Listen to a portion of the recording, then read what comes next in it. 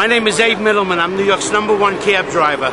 I've been listening to Don K. Reed for 27 years, and I have pleased and pleasured thousands and thousands of people riding in the backseat of my taxi who want to know, what is that? We love it. We love it. We never want this music to die. Never. Don, we love you, Don. We love you.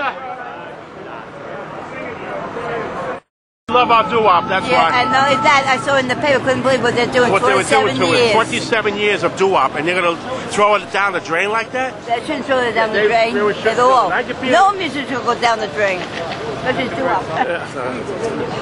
Don K, we love your show. Don K, we love your Doo Wop. Don K, we love your show. I'm sticking with Doo Wop. I'm sticking with Doo Wop. When I started out, Paul Simon and I were doing backgrounds for $100 for the whole day. Yeah. In the late 50s. Well, this is what we were getting. I did background work. Remember Laverne Baker? I did that Tweedledee background for her. Remember that? And Don't Let Go with Roy Hamilton. I did the background work for that. We only got $25. But you see, if we got, say, 4 of them babies, you had $100. That's right. You do it a couple of times and in the 1950s, that was good money. Man, I could run the bar a couple of times. They had 3 for 1. You know? And who we are, think about it, Kenny, is America's first teenager. Right. You know, the baby boomer of today is America's first teenager. It's great. It's a first class. It's a graduating class of teenagers. They didn't call young adults teenagers in the 40s. That's a term that happened when young adults got money to spend.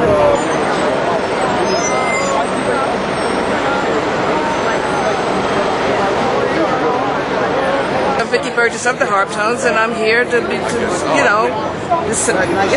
do what I can for Don K. Reed. He's been a favorite of mine for many years. I've done a lot of shows with him, and I even had interviews with this guy. He's been with me for many years, and it's terrible to see this happen. It was a magic time. The Brill building was a building where all of these fly-by-night record companies were.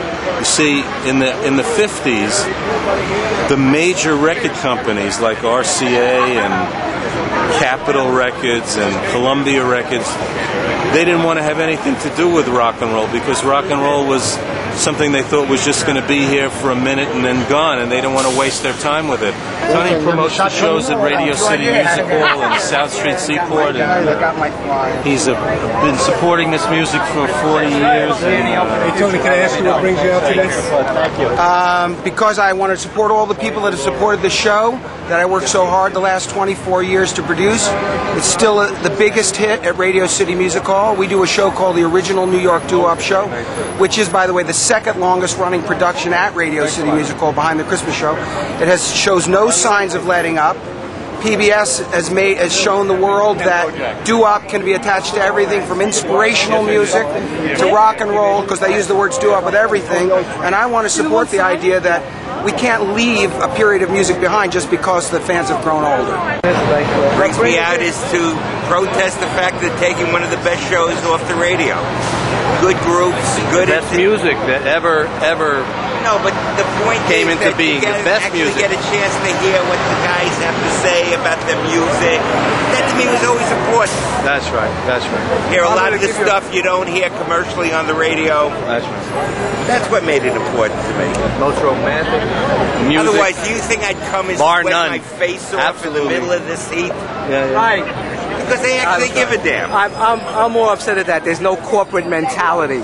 To take 4 hours out of 168 hours and not be able to allocate it to people who love this kind of music is outrageous. And I'll bet that in the 4 hours there's a defined audience, and in the 4 hours they're going to turn away. They won't get any marketplace. Hi, I'm with John Cousin, the Excellence. And I don't work too far from here, but no matter where I was, I would come down here to support the Doo Wop shop. You know, Don K. Reed's been with us for 27 years, doing the oldies, and you know, we just got to keep this music alive. And Don was one of the main people, the main person, keeping this music alive. I mean, I remember Don talking about watching the guy that used to announce the Curly Kid in the third row. Don used to go to those shows. I went to the Fox in Brooklyn. It was just great times. And I don't think we're ready to say push this music to the side. Yeah, I know things change and life goes on, but we still have a lot of support of the fans.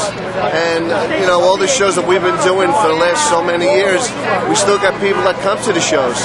You know, so it's something that we got to keep alive. And I just hope that CBS thinks about what they're doing here and they keep the show on the air because we just got to keep going. So I think we got another 10, 15 years to go with the music.